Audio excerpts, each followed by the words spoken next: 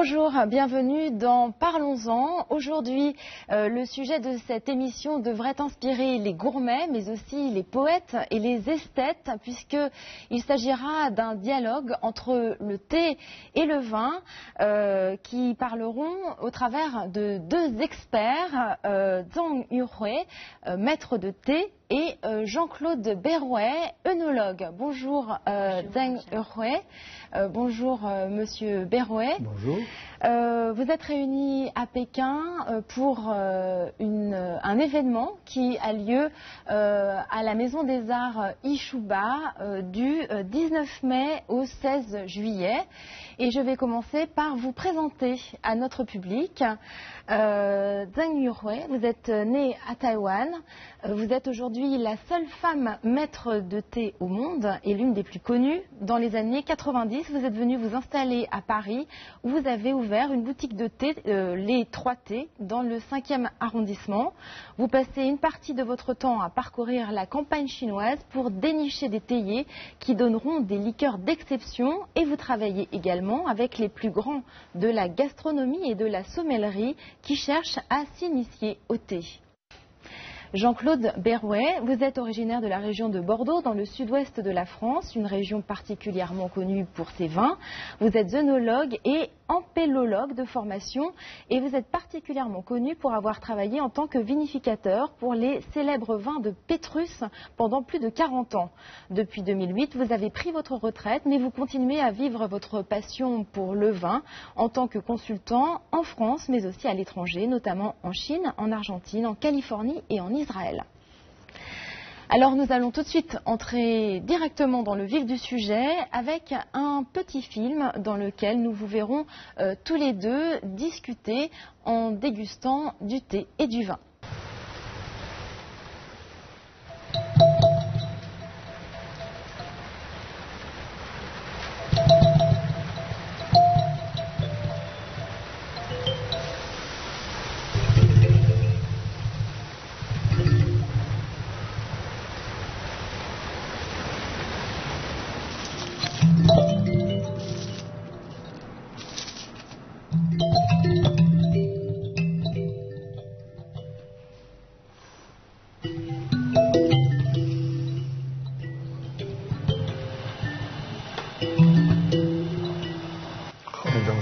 Et dans le fruit, là, Alors, c'est, si vous voulez, les matières, quand c'est jeune, jeune pour eux. C'est fruité, c'est impressionnant. Oui. Mais c'est naturel, ça. Oui, c'est naturel. Mais en fait, je vous ai choisi un qui est vraiment le Iou, qui est vraiment tout en équilibre et qui est tout en douceur. C'est le millésime 2012 qui est en cours d'élevage, qu'on va mettre en bouteille au mois de juin prochain à peu près. Oui. Alors c'est amusant de goûter un vin dans cette phase-là. On n'a jamais l'occasion de goûter les grands vins dans cette période, on les goûte en bouteille. Et là, ils sont dans leur jeunesse, leur fraîcheur, leur devenir.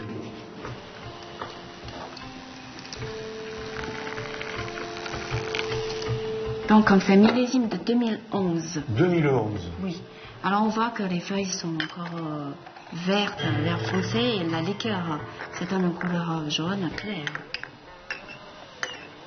Ça, c'est vraiment des notes de jeunesse de pu'er. Donc on est complètement dans des notes végétales.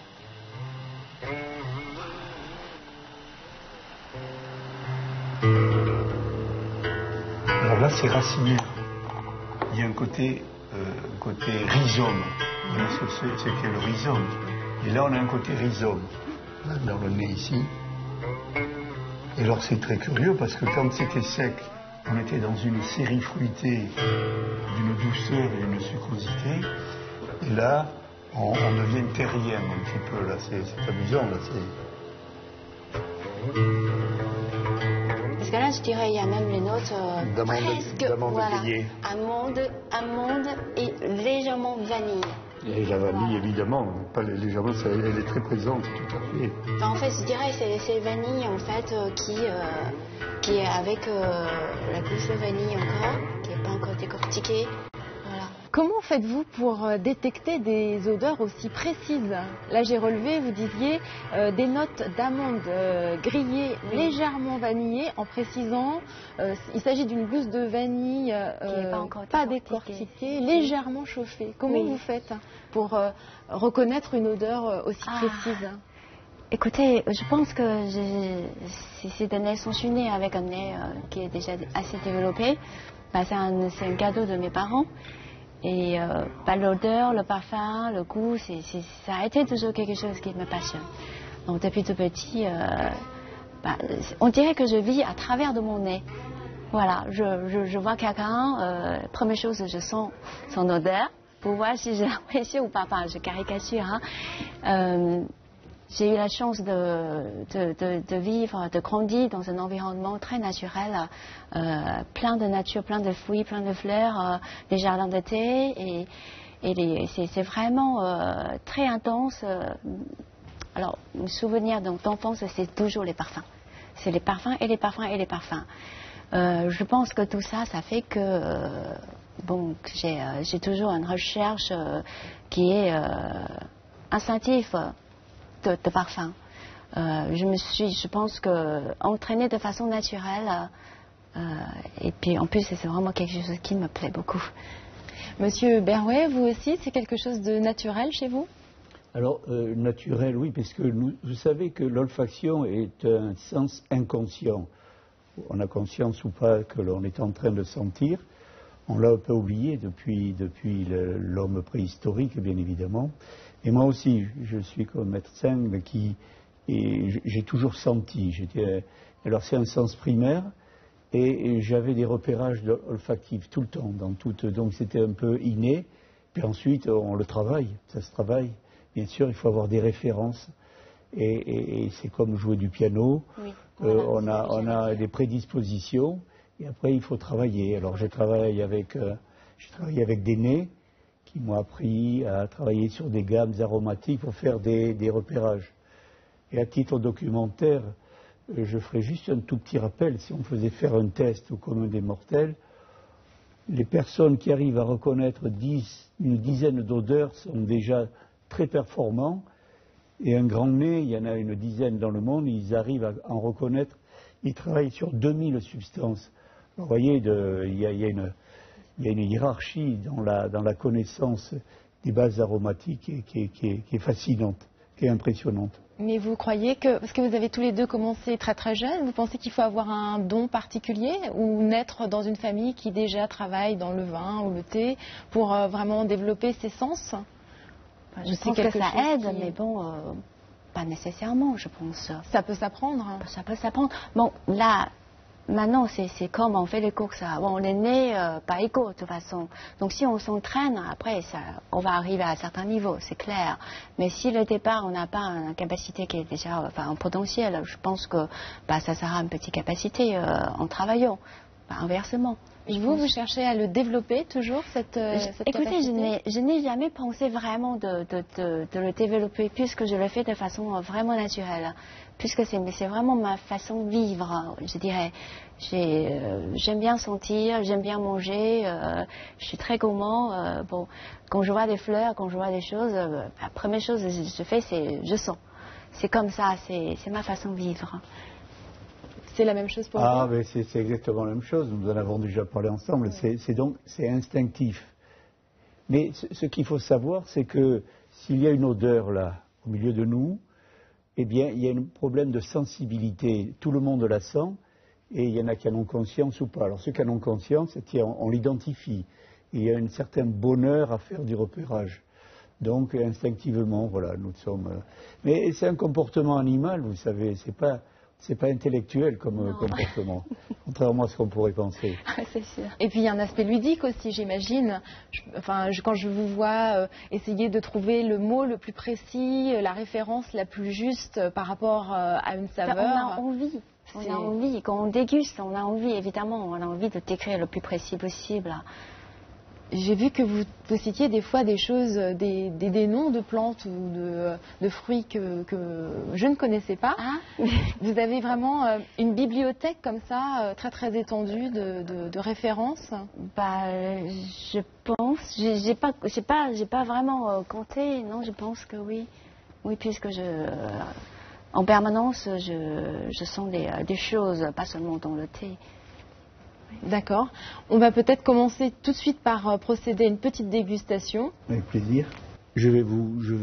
On va commencer par le vin, c'est plus facile comme ça. On va faire ça. Alors, c'est un vin chinois de 2010 du château Wanzi, 2010, qui est à base de Cabernet Sauvignon. Voilà. C'est quelle région, vous savez? Alors oui, c'est dans la région, la province de Shanxi. Je ne sais pas si je prononce bien. Shanxi, voilà. Et près d'une petite ville qui s'appelle Xiangning. Voilà, ça a une belle couleur. Voilà, c'est un vin qui est déjà évolué. Donc 2010. Vous allez participer à la dégustation. Avec plaisir. Je suppose, voilà. Merci. Je vous en prie.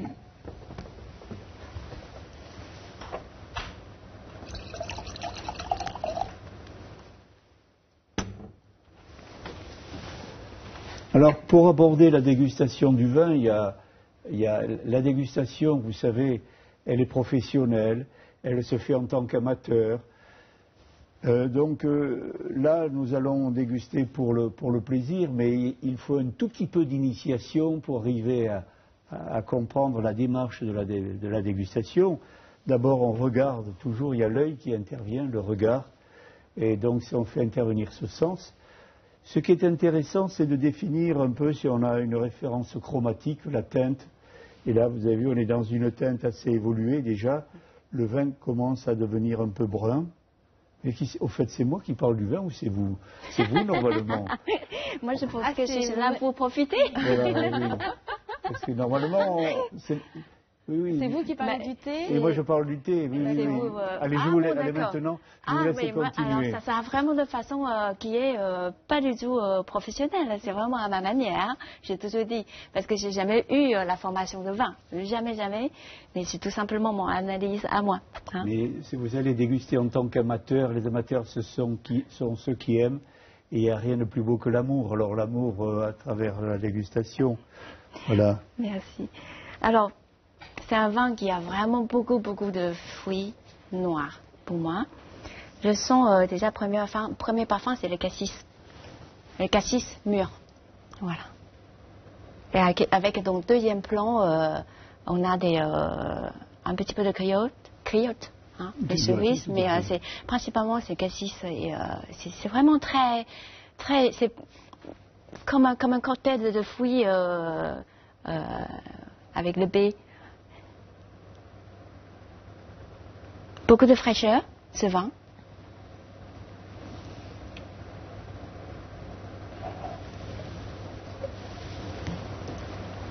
Ah, j'aime beaucoup ce gras. Il est gras. Gras? Oui. En fait, c'est l'attaque quand on boit. C'est enveloppant. On sent vraiment comme une texture de l'huile. Vous voyez ce que je veux dire? Essayez, vous allez voir. C'est tout de suite le premier contact avec le palais. On a vraiment cette sensation qui est... c'est ça? Oui, qui est moelleux, mais il y a vraiment une couche de gras, comme de l'huile dessus. Alors, on est en train de juste, si vous permettez, elle est en train de parler de la relation tactile que l'on a avec le vin. Alors, nous, chacun a son vocabulaire. Et moi, j'aurais envie de parler de velouté, de soyeux velouté. Oui. On est dans un monde tactile parce que... vous avez dit moelleux. Moelleux, c'est la notion sucrée. Voilà. Alors que là, on est dans du tactile. Il y a un côté tendre, ouateux, etc. Voilà.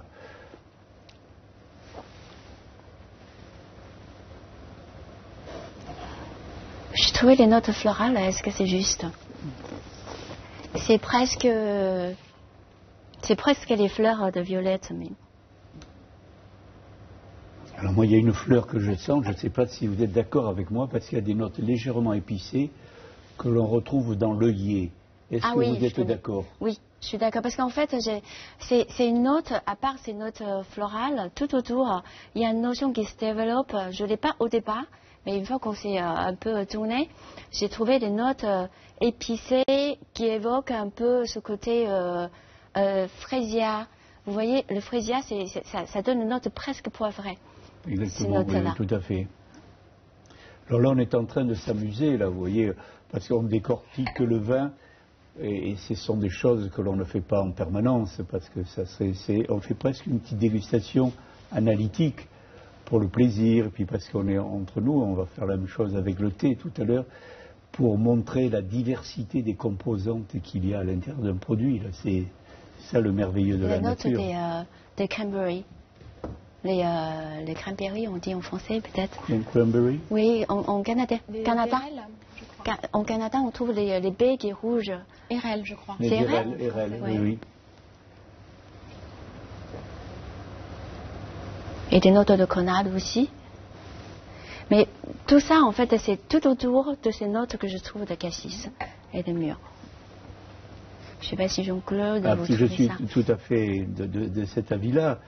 Et ce qui est intéressant, c'est que dans ce vin, on a la partie du fruit qui s'exprime, comme vous le disiez tout à l'heure, et non des ingrédients qui sont extérieurs, comme le bois, par exemple, qui peut dominer de temps en temps. Là, il est complètement effacé, intégré au vin, et il laisse la place aux fruits. C'est ce qui nous intéresse dans notre métier. Et est-ce qu'une question, ce vin-là, quand ça avancera dans la future, est-ce que les notions de bois, est-ce que ça se dessinera plus tard ou pas? Parce que c'est assez fondu. Hein, oui, c'est fondu, et avec le temps, il disparaîtra de plus en plus, normalement. Plus en plus. Oui, oui, tout à fait. Donc il restera vraiment sur des notes de fruits. Le fruit, l'aspect vineux, le côté vineux, et des tanins du vin. Ce sont les constituants du raisin plus que les constituants extérieurs. J'ai lu qu'en tant que vinificateur, vous cherchiez à laisser faire la nature, que c'était un petit peu votre façon de considérer votre métier. Vous vouliez essayer de ne pas trop intervenir, comme vous le disiez vous-même, comme un chef d'orchestre qui respecte la partition en quelque sorte. Oui, alors ça c'est une chose à laquelle je tiens énormément, et ça nous regardons parce qu'il va en être de même pour le thé tout à l'heure. Qu'est-ce qui est merveilleux dans notre métier ? C'est lorsqu'on sert un vin qu'il ait la capacité de raconter une histoire, une très belle histoire. C'est un messager d'un lieu, d'un climat, de cépage, d'une tradition. Et là, il nous fait voyager, le vin. Si on crée des standards issus d'une technologie ou d'un process industriel qui va nous faire arriver sur un produit qui va être un peu banalisé, même s'il est très bien fait, très équilibré, il ne raconte pas d'histoire. Et il faut qu'il ait une personnalité, qu'il ait une carte d'identité. C'est ça la beauté de notre métier. C'est pour ça que l'homme doit être discret. Il doit laisser s'exprimer la nature avec tout ce qu'elle a de génial, mais elle a ses limites.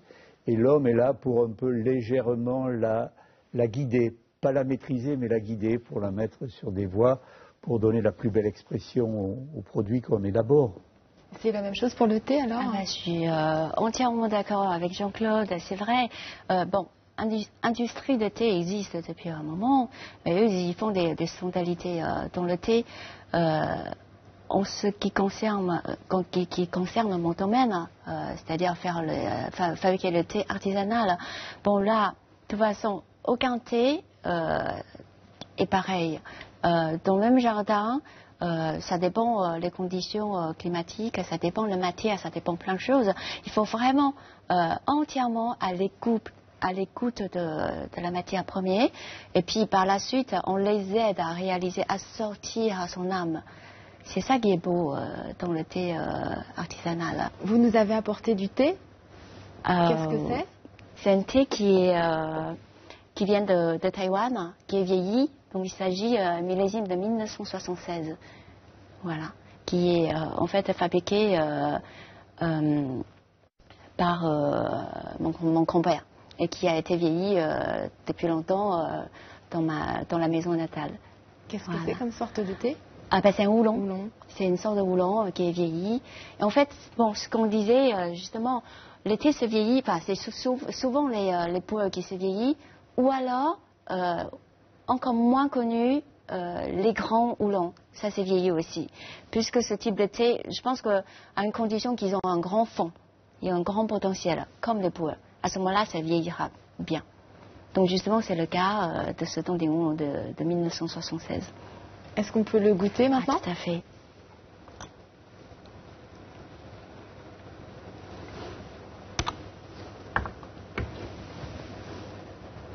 C'est un thé qui donne un parfum vraiment très complexe. Donc c'est pourquoi j'ai 2 tasses. Là, il y a une tasse haute qui sert pour analyser les parfums et une petite tasse pour boire.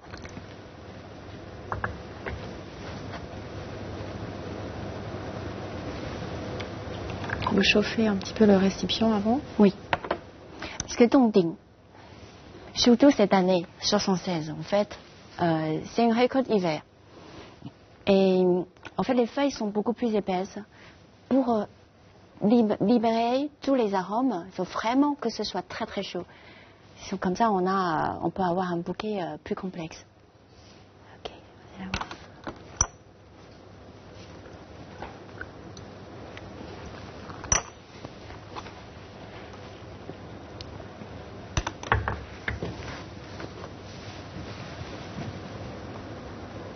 Merci. Vous connaissez le principe pour la dégustation de houblon? Non, pas du tout. Alors je vous explique pendant que je fais une deuxième infusion. La tasse à sentir, on va faire en deux étapes. Première étape, donc vous allez sentir dans la tasse pleine pour sentir le bouquet. Ensuite, vous allez vider la tasse à sentir entièrement dans la tasse à déguster et vous prenez tout de suite la tasse vide pour sentir l'évolution de parfum. Et vous verrez, vous allez voir, le parfum évolue vraiment très très très très vite. Hein. Donc peut-être je vous laisserai la parole quand on dégustera. Hein. Donc je vous en prie, déjà vous pouvez sentir la tasse pleine pour attraper son parfum général.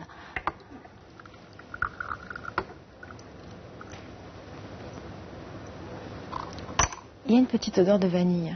Ah. Vous voyez, dès que vous êtes en éveil, vous y mettez tout simplement. Et là, le sujet qu'on aborde, tout simplement, c'est l'initiation. Tout d'un coup, on fait prendre aux gens conscience qu'il y a un environnement olfactif et la vie devient merveilleuse parce qu'on a un autre regard sur les choses qui nous entourent. Et on est dans une société de violence, de précipitation. On ne prend pas le temps, on n'a pas la patience, alors que dès qu'on est dans le monde des parfums, c'est le monde. Ça devient intime. Et je pense que quand on se vide, vous verrez, vous avez face à un thé comme ça, il vous raconte de toute façon son histoire. Alors, il évolue. Moi, tout à l'heure, j'avais des bulbes. Vous vous souvenez de l'iris? Oui, l'iris. On en avait parlé. Et puis moi, je suis dans le monde du tabac aussi. Je suis un peu dans le monde du tabac brun, là, qui est... Des feuilles de tabac et aussi des notes de fruits secs. Abricot sec. Abricot sec, c'est séché au soleil. Vous voyez qu'il n'y a pas de soufre à rajouter pour retenir la couleur orange bien vive. Là, c'est pas bon, mais séché au soleil naturellement. Là, vous avez cette note abricot, oui, tout à fait. Vous avez évidemment les pêches séchées aussi. Et moi, j'ai même la figue, là, ici. La figue sèche. Oui, c'est les figues. Je l'ai la c'est vraiment figue, son parfum, son cœur, quoi. Ah, mais je les la figues sens séchées. aussi. Maintenant que vous me le dites. Alors voilà.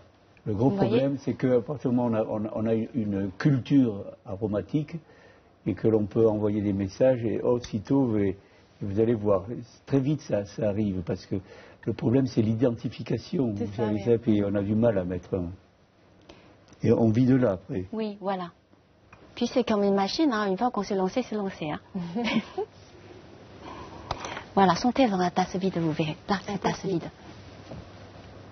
Vous voyez, ça évolue très très vite là. On est vraiment sur des fruits secs. Bon, il y a une légère note de torréfaction, mais après ça passe. C'est la figue, le pruneau. Et puis on devient aérien. Oui. On devient aérien. On a perdu la relation un peu de la matière parce qu'on sentait, on avait presque des odeurs qui feraient penser au cuir un petit peu. De vieux cuir. De vieux cuir. De vieux cuir. Et là, il a disparu, il devient très aérien. Là, c'est... Et moi, je pense que peut-être, comme je ne l'ai pas là, je suis en train d'infuser, vous devez peut-être avoir le parfum. Donc justement, vous avez évoqué tout à l'heure la vanille. Voilà, vanille qui est déjà décortiquée et qui se tourne vers le caramel. Vanille, crème, vanille, et qui se caramélise. Et alors j'ai autre chose, j'ai la cendre. Oui. La cendre, la l'âtre de cheminée, la cendre. Oui. Alors là, je l'ai en plein là. Alors, il y a une note, peut-être vous n'avez pas vu parce que c'était passé vite, c'est une note de camphre. Ah oui, bien sûr. Boisé, camphre, résine. C'est presque résineux. Oui, c'est ça. Résineux. C'est résineux. Oui. Et les notes de aubépine séchée, sinon on dit shanja. Ah oui, les petits fruits, oui, tout petits, séchés là. Acides. Oui, c'est ça. Il y a même la note acidulée justement dans ce bouquet qui évoque donc la compote de la pomme et le rhubarbre. Vous voyez, et quand on fabrique ça et qui dans le fond de casserole qui se caramélise un petit peu, vous voyez, c'est ces notes là qui commencent à développer. Quand on rentre dans le monde de la dégustation, mais c'est comme si on abordait la notion de peinture ou de musique, on pénètre dans un monde qui est d'une grande complexité et c'est une forme de lecture, on apprend à lire. Regardez, on parlait d'architecture tout à l'heure, et les architectes parlent de la lecture d'un bâtiment. Quand on rentre ici, il y a une lecture. Donc, de suite, on rentre dans un monde, et un monde qui s'ouvre petit à petit. Alors, si on a des clés qui nous permettent d'ouvrir plein de portes, là, on est dans le monde ou du tactile, ou de l'olfaction, et là, on s'aperçoit qu'on a un regard qui est d'une grande richesse, qui s'enrichit. Enfin, on est dans un monde d'une grande richesse. Et que le thé, c'est pas quelque chose de simple. Le vin, c'est pas quelque chose de simple. Mais c'est comme le monde, rien n'est simple. Et là, on est un peu dans la poésie, on est dans la sérénité, on est dans le plaisir. Pourtant, j'ai eu l'impression d'entrer dans une forêt puis de découvrir les arbres toujours plus nombreux les uns derrière les autres.